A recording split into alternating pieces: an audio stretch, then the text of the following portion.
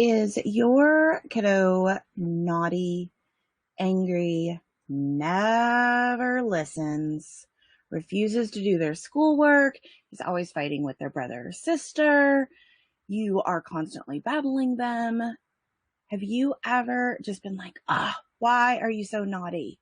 My kid is so naughty. They're so bad. They're so disrespectful. They're so rude.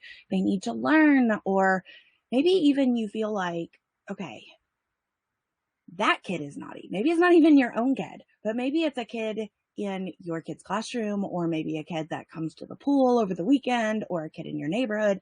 And you just think, oh my gosh, that kid is so naughty. If you have used that word, that, how many letters is that in a 7-letter word, naughty? And here's the thing. I know that even the best parents in the world have used that word before, when they're frustrated and when they're upset because their kids aren't listening.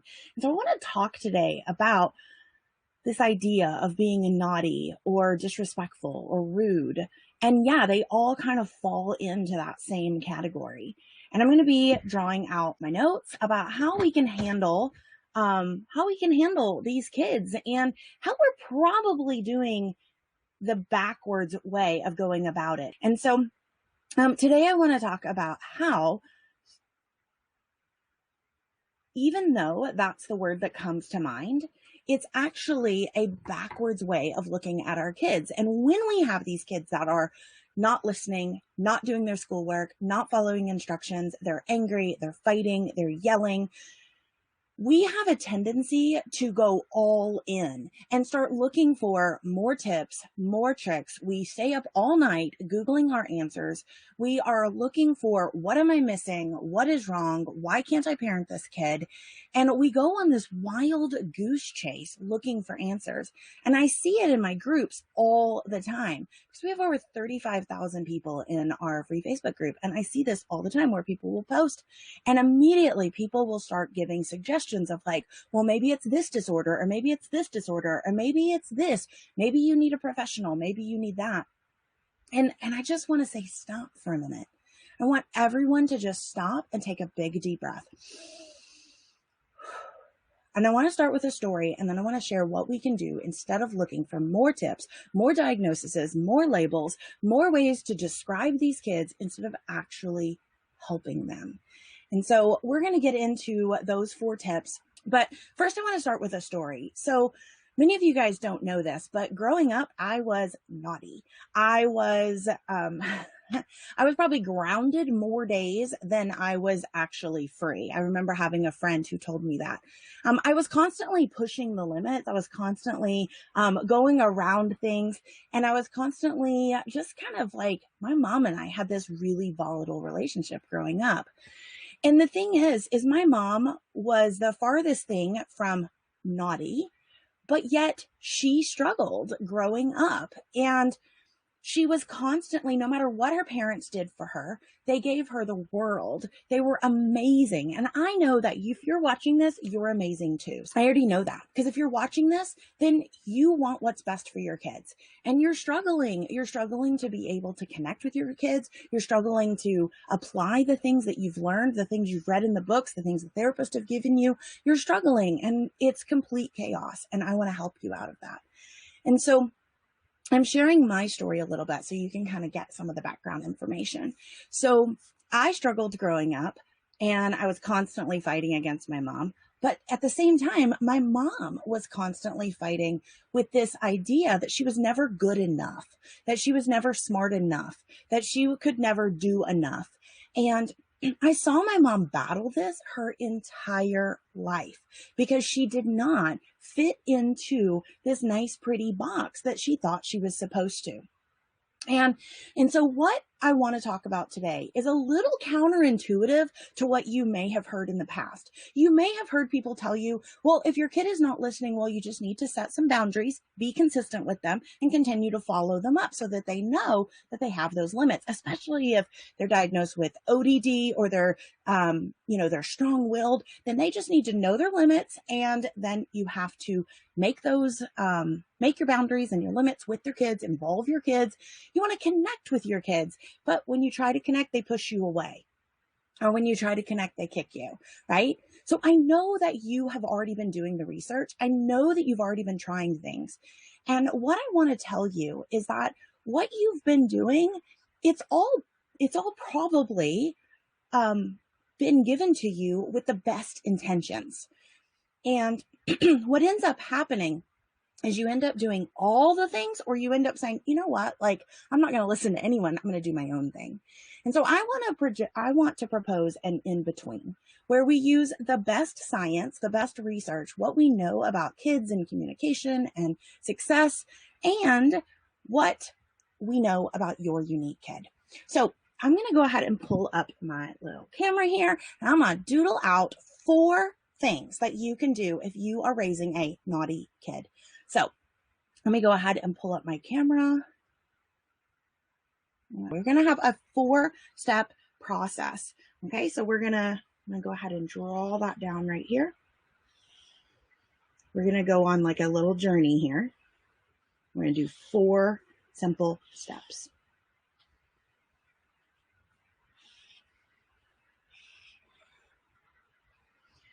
Now, this is what we teach all day, every day in our Calm the Chaos program. And I just want to show you a simplified way, a counterintuitive way to approach your out-of-the-box naughty kid. So the very first thing that I want you to do is I want you to stop. I just want you to stop. So I want you to stop trying tricks. I want you to stop trying tools. I want you to stop trying to do all the things. I want you to stop staying up till 4 a.m. Googling what is wrong with your child. I just want you to stop. So that is the very first thing. Oh, my pens. I've been doing a lot of Googling lately, or doodling lately, and so my pens are not as super happy with me as I would like. So we're going to stop. Okay. And we're going to do one other thing here. We are going to shift our thoughts. So we're going to stop and shift. And what I mean by this is we are going to we're just going to stop. Okay. And instead of Googling, instead of posting in all the groups, instead of trying all the things, we're just going to take a big moment to just stop and reevaluate the situation that we're currently in. Have you guys ever seen a fly, right? And the fly is trying to there's like a window over here. And the fly is like flying, and then it just keeps hitting the window, and it's like buzz, buzz, buzz, buzz, and it keeps hitting the window. Well, we know that if the fly just stopped for 1 minute, backed up and assessed the situation, then it could reroute itself and it could fly out the window and be free. And that's what I'm encouraging you to do here, is instead of beating your head against a window or a wall, instead of continuing to do things the way you've always done them, I'm encouraging you to just stop. I'm giving you permission to stop. And when you've stopped, I want you to do something that we call shifting. This is taking the way you're looking at the situation and finding a different way of looking at it, finding that opening in the window. So you want to be looking for a different approach, a different way to look at the situation. So instead of seeing your child as naughty, instead of the naughty, oops. Okay. We're going to swap that and shift. I'm just going to write shift up here because that's step 1. We want to shift our thoughts from naughty to something else, something that helps you see your child for who they are. So how could you shift? How could you, what could you tell yourself? If you've got a child who is yelling at you, could you call them fierce? If you've got a child who is, who's talking back to you, could you see them as standing up for themselves?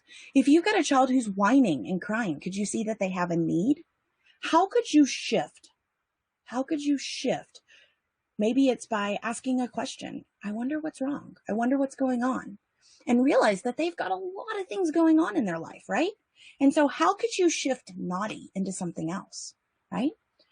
You could even just find a happy medium. My child. That's it. You don't even have to go to completely positive. You don't have to be like, oh my gosh, this kid's going to take over the world. No, you can just shift a small shift to say, okay, I'm going to look at this a different way. I'm going to stop. I'm going to quit trying to solve the problem. And I'm just going to assess the situation so that, and shift my mindset. And I'm going to go into this as a guide, not as this authoritarian leader that's going to lay down the iron fist and make sure that my child listens to me. So once you have shifted, some examples of shifting. So that, like I said before, this is taking, oh, he's so naughty. Oh, he's so mean. He's so angry. He's the worst. Why does he do this? And just stopping all of that internal chatter and then shifting it to something that is going to help you solve the problem. And hopefully you're writing down the shift you're going to use in the moment so that it becomes practice, so that it becomes second nature for you. And you don't have to try to find it when you're also triggered by whatever is happening. So we're going to shift. And many of you guys are starting school today, so I know you're going to need this shift, right? And if you do nothing else but just step one, you are in a great place, right? But I want to take you further. I want to take you through the full framework. So the next step, what you are going to do is something that you've probably heard before and something that you're like, I try this. I'm going to show you there is a different way of you. I'm going to tell you a word and you're going to be like, I do that already, Dana. Oh, goodness gracious. I already do that. But there's a nuance here that I really want you to pay attention to. So I'm going to go ahead and put my screen back up. So the second stage is I want you to actually connect. Now, what do I mean by connect? Because you're probably thinking, I already connect with my kid, right? So you probably think that connect is getting close to your kid, playing games with your kid, loving with your kid, talking with your kid. You probably think that that's what it means to connect. You probably think I can't even connect anymore. I connect all day long. How can I possibly give any more of myself? I need some time to myself. And so instead of seeing connect as getting closer, instead of seeing connect as playing or as doing with your kid, instead of action, I want you to see it this way. I want you to see your child. I want you to just see them. That's it. It doesn't take any extra effort. You don't have to move your body. You don't have to do anything other than just see them for who they truly are. Now, I'm not talking about what their potential is. I'm not talking about only seeing their positives. I'm not talking about only seeing the things that are good about them. I am not talking about seeing who they could be in the future. I mean, see them. Truly see them for who they are right now, right here, with all their flaws, with all their mistakes, with all their struggles. See them. See them in their beauty. See them in everything that they are. And this is harder than it sounds. It's simple, but not always easy, right? To truly see our kids, especially when we're triggered, especially when we have a bunch of things going on, and especially when we've been judged our entire life. And maybe no one ever saw you. Maybe you fought your whole life to be seen. And maybe you fought by being quiet. Maybe you fought by not speaking up when you needed to. But my guess is if you're here, you may have struggled with being seen yourself. And I know that for my mom, she struggled to be seen. Until her dying day, she struggled to be seen. And I truly believe that if she knew, if she could see herself, and then others could see her for who she was, not who she could become, not her potential, but who she was, she could finally accept herself for who she is. I asked in my group the other day, I said, if you could get rid of one chaos causer in your life, what would it be? And there was a woman in the group who said, I'd get rid of my ADHD. And I said, but ADHD is what makes you who you are. Sensory processing is what makes you who you are. Autism is what makes your child who they are. And so why get rid of that? If I didn't have the squirrely brain that I had, I wouldn't be able to make doodles like this. I wouldn't be able to share information the way that I share information. For so long, I thought I was broken because I couldn't remember the big terms. You won't hear me really talk a lot of science terms because my brain doesn't remember the terms. I understand the concepts and I can explain them in a very down to earth, a very everyday way. So your child needs the same thing from you. Your child needs you to just see them. And a quick activity you can do when we're done is I would just say, get a bunch of Post-it notes, and I would say, just write down things you see in your child. And just go through real fast and just put these on a window, on a wall, on a mirror, where you can see it every day. And you can wake up and you can say, oh my gosh, I see their smile. I see their laughter. I see their love for dinosaurs. I see their desire to help, and truly see your kid. Okay. So if you're ready for step 3, so you've shifted. My child is not naughty. My child is just my child. My child is developing. My child is growing. My child is trying to be seen. Those are some easy shifts. Then we move into connecting. And this does not require any doing. Stop doing. Stop doing. Instead, just start seeing. All right. So if you're ready, just write, I see. Just write, I see in the comments. We're going to move on to step 3. I see so many of you guys are here. Lisa says this is great advice. I'm going to grab some coffee. Yeah, Lisa, I see so many people just push, push, push, push, push. So stop doing. I'm going to write that down.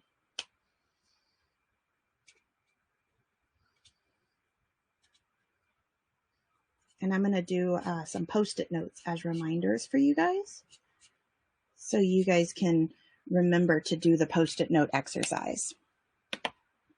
Because I truly believe that what you focus on grows. So if you focus on the things that you truly see in your child, you see their tenacity, you see their perseverance, you see their fierceness, you see their adventurous nature, you see their ability to make people laugh, you see their ability to help others, you see their desire to please others. When you can start focusing on the things that you see, then the naughtiness is going to be so much easier to deal with and handle later. All right, and this is what we work on all day, every day inside of our Calm the Chaos program, because while it's simple, it's not always easy to implement, right? Because we could get triggered by one little thing. We could be feeling great. Like while you're watching this, you'd be like, yes, I feel amazing. I can totally do this. And then when you go off on your own and your kid refuses to put away their shoes, or they don't clean up, or they make a huge mess in the living room, and then you're back to square one again, right? And that's why it requires that continued accountability. So let me go ahead and put that back up, and we'll go ahead into step 3. So step 1, for those of you that are just joining, we're talking about a different way of approaching naughty kids. And I actually am proposing that it is backwards to keep doing and trying and searching for the answer to fix your kid, to fix the problem. Instead, I'm encouraging you to apply our framework, which is going to start with a shift in your own mind about how you see your child. Then it's going to involve connection, but connection in a way that you may not have tried before. This is connection where you're connecting in the heart and you are actually accepting your child, who they are right now, in their flaws, in their struggles, and not trying to change them. Now, step 3, because that will come. Behavior will change. If you can truly see your child, you can build that relationship with your child. I guarantee you, behavior will change, but it won't change because you forced them to change their behavior. It will change because your child is learning ways to advocate for their own needs and wants in a way that other people want to listen to them. All right, so let's move on to step 3. Once you have shifted and connected, the next step is to be able to understand them. And what I want you to do to understand them, this is not A lot of times when we try to understand our kids, we're looking for another diagnosis. We're looking for what's wrong with them. We're looking for a problem. We're looking for a way to solve it. And I want you to remember, stop. The more you start to rev, the more you start to go down that rabbit hole, stop, right? Because whatever you've done in the past isn't working, or you wouldn't be here today, right? You wouldn't be following along. And so the next step that I want you to do, 3, is I want you to listen.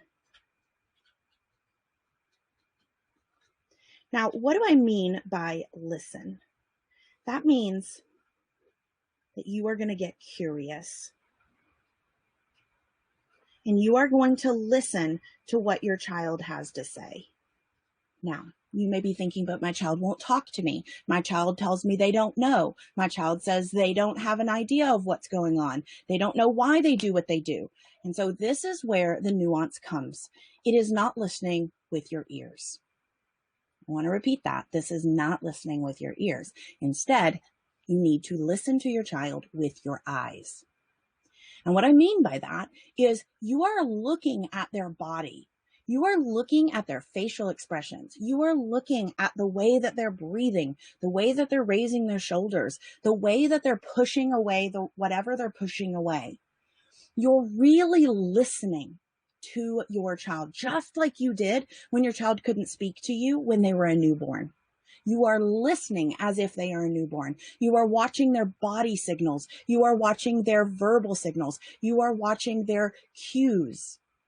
Because they may not know why they're doing what they're doing. You may not know why they're doing what they're doing, but you can start to unravel the things that they do right before they blow up.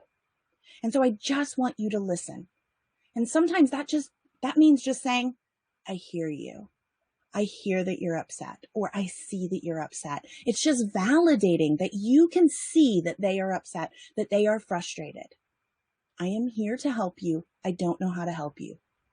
And that's okay. You can admit that you don't know how to help them, but keep your words to a minimum. This is not about you solving the problem for them.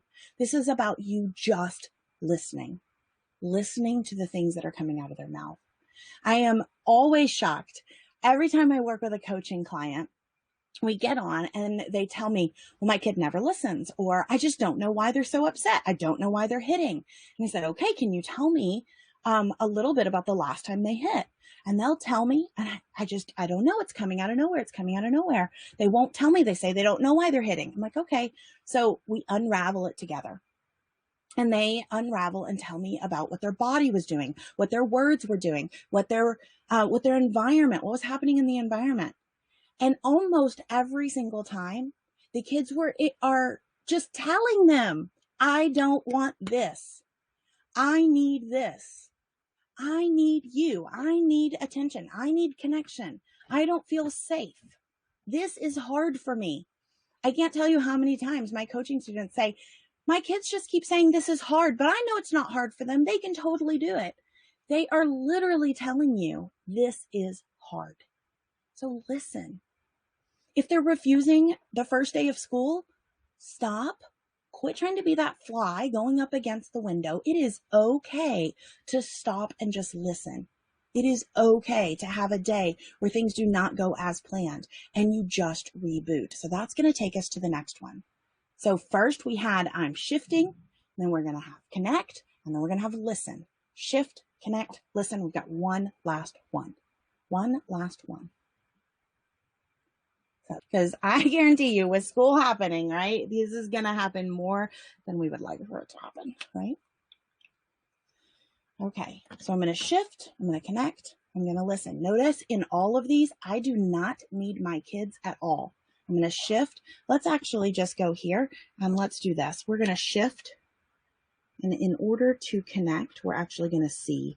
So I like that instead. Shift, see, listen. That's what we're going to do. We're going to shift, we're going to listen. We're going to shift, we're going to see, we're going to listen. There we go. All right. And then the last one. All right. So I like to call this one a boost. Okay.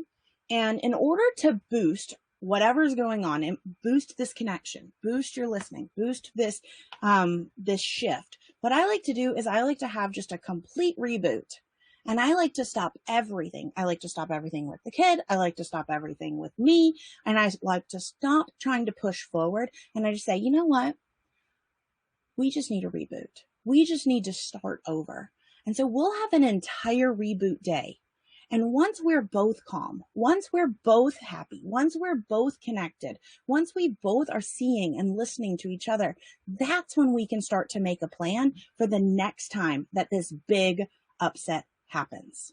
So in this one, I'm actually going to say reboot. And this is part of our empower phase. Okay. This is part of our empowerment is we want to reboot. We want to start over. A lot of times we jump into making a plan. Here, try this. Here, do this. Here, here, here. And our kids get inundated with all these tools. I call this the what. I call this the how, right? But we really need to focus on the why. Why is this really happening in the first place? And so to reboot, we are going to just fully stop everything we're doing. And we are now going to go to our separate spaces. We are going to go to our, we're going to go outside for a walk. We are going to go for a car drive. We are going to go for dinner. We're going to go have a snack together. Something that breaks the pattern. So it's a pattern interrupt.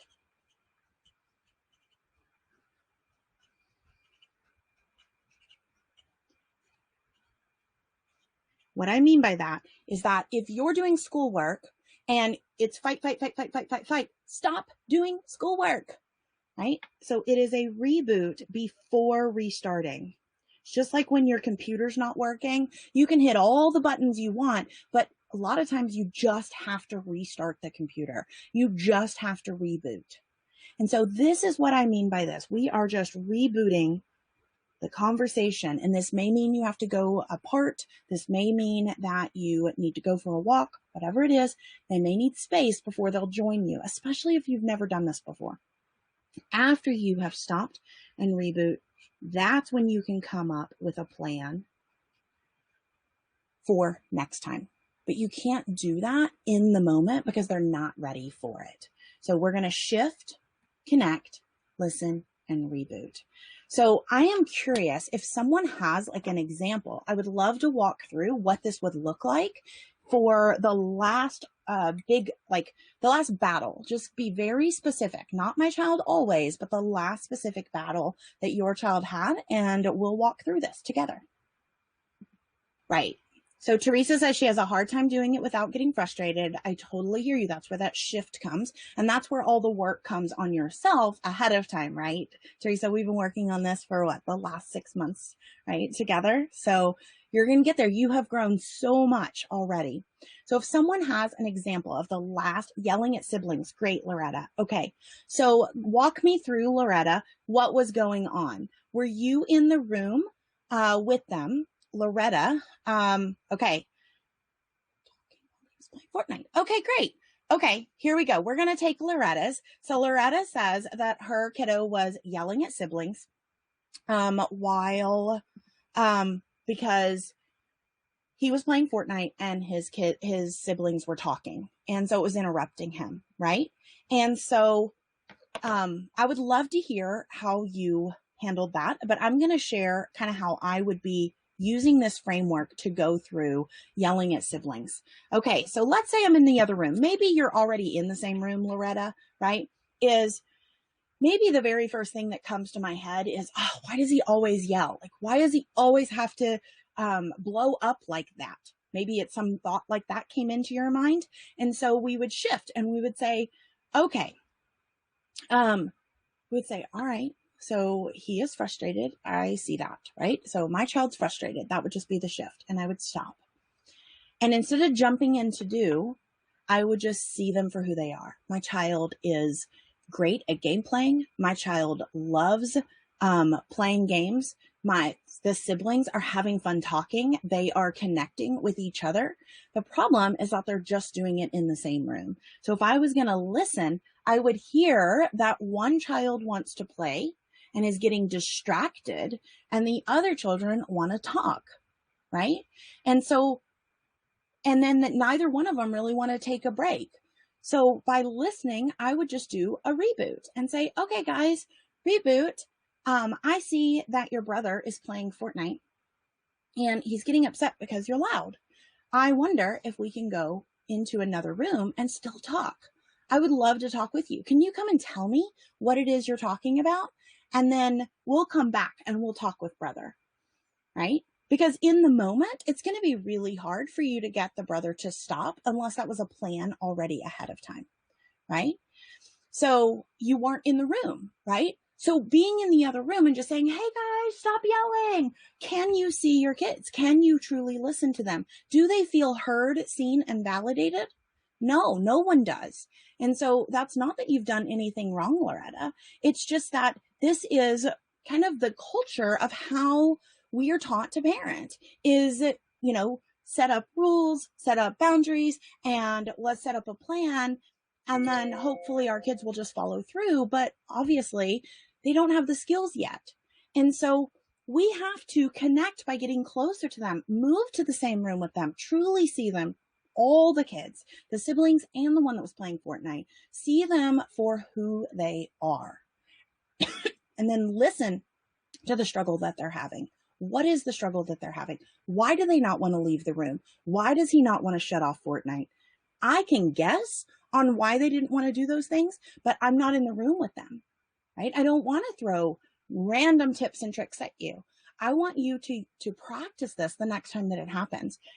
You're going to stop doing what you're doing. It can wait, because otherwise you're going to be dealing with a 30-minute blow up. So you might as well stop whatever it is you're doing, even if it's dinner, even if it's cleaning the dishes, even if you're on a phone call. Just say, you know what, can you wait just a minute?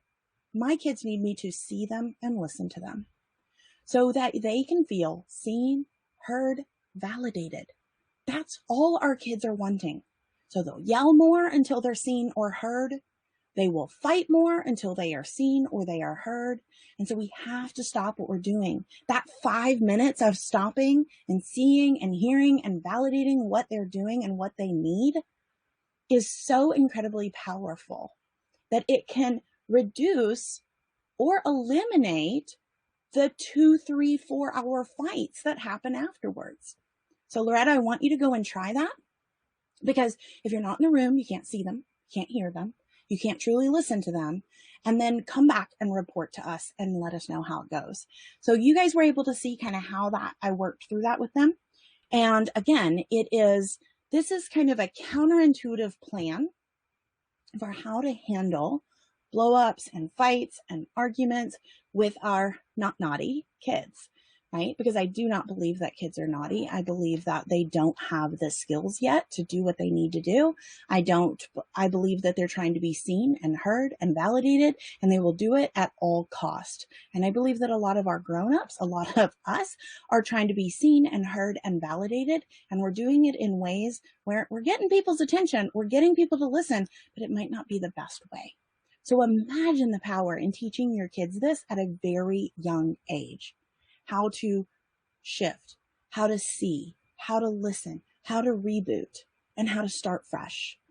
Such a powerful, powerful framework to teach your kids at a young age and to use yourself. You can use this with your spouse. You can use this with your neighbor. You can use this in a Facebook group. You can use this anywhere where you're frustrated, right?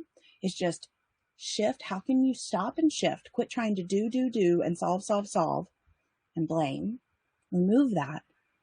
How can you see the other person for who they are? How can you truly listen to what it is they're trying to tell you? And how can you reboot, build that connection back up, build that relationship back up so you can start fresh and create a plan for the next time, right? You're not going to be able to create a plan for in the moment. You're creating a plan for next time, and you're going to continue to tweak that over time. All right, guys, you are absolutely awesome. Now, I know that someone needs this message, and I'm just going to let you know. So I want you to know that I see you. I hear you. And I just want you to know that you have a place here. So you are exactly who you need to be. You are the parent you need to be. You have the child you were supposed to have. You are beautiful in your flaws. You are beautiful in your struggles. You are beautiful in your mistakes. You are meant to be here. I like to call these people misfits, and you are home with a group of misfits just like you. Matter of fact, all you have to do is just reach out. We have a free Facebook group. We have got a challenge coming up, and we've got a huge community inside of our Calm the Chaos program of an army of misfits raising out of the box kids, just waiting to support you. All right, guys, I want to send you big hugs, big love. I want you to know that you can conquer your day. I cannot wait. We've got a big Calm the Chaos challenge coming October 5th. So write it down, put it in your notebook, be watching your email, be watching the Facebook, October 5th. Tell all your friends, and we will be diving into these types of frameworks during that challenge. Talk to you guys later.